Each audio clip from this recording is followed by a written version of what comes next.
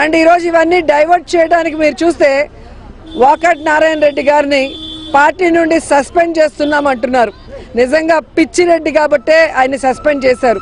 200 కోట్లు ఈరోజు బ్యాంకుల దగ్గర కొల్లగొట్టి ఆయన మీద సిబిఐ దాడులు జరిగాయి కాబట్టి ఆయన సస్పెండ్ చేశాము అంటున్నారే.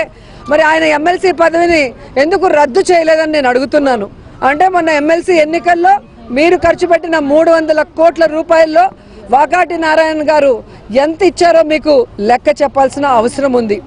ఈరోజు పిచ్చిరెడ్లని సస్పెండ్ చేయడం చేతనవుతుంది, కానీ సుజనా చౌదరిని అలాగే గంటా శ్రీనివాస్ గారిని ఎందుకు మీరు సస్పెండ్ చేయలేదని నేను అడుగుతున్నాను.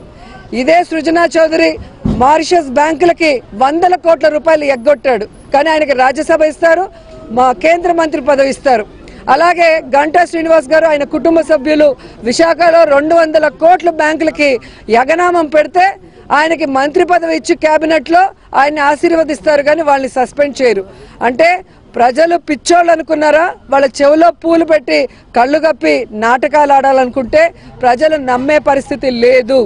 ఈరోజు ప్రతిపక్షాన్ని ప్రజలు నమ్మరు, ప్రతిపక్షం వేస్ట్ అంటున్న మీకు మొన్న 9 జిల్లాలలో జరిగిన ఎన్నికల్లో పట్టభద్రులు కానీ అలాగే టీచర్స్ది కానీ ఎలక్షన్స్లో ఏ విధంగా అందరూ బుద్ధి చెప్పారో తెలుసుకున్నారు. కాబట్టి ఇప్పటికైనా ప్రజల అభిమానం చూరుకునే విధంగా మీ యొక్క మేనిఫెస్టోలో ఏమైతే వాగ్దానాలు చేశారో వాటిని నెరవేర్చే విధంగా ముందుకు వెళ్ళాలి. కానీ మీకు అనుకూలంగా ఉన్న పత్రికలతో జగన్ గారి మీద పదే అబద్ధాలు రాస్తే ప్రజలు నమ్మే పరిస్థితి లేదు.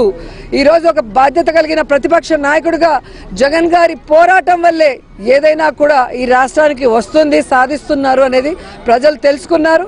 ఈరోజు ఓటు నోటు కేసులో అడ్డంగా దొరికిపోయిన దొంగగా ఉన్న మీకు మరి ఈ రాష్ట్ర ముఖ్యమంత్రిగా అర్హత లేదు. ఖచ్చితంగా వాకాటి నారాయణ రెడ్డి గారిని సస్పెండ్ చేయడం కాదు, ముందు సృజనా చౌదరిని గంటా గారిని ఆ తర్వాత మీరు అందరూ కూడా ఊకుమ్మడిగా రాజీనామా చేసి ఈ రాష్ట్రాన్ని వదిలి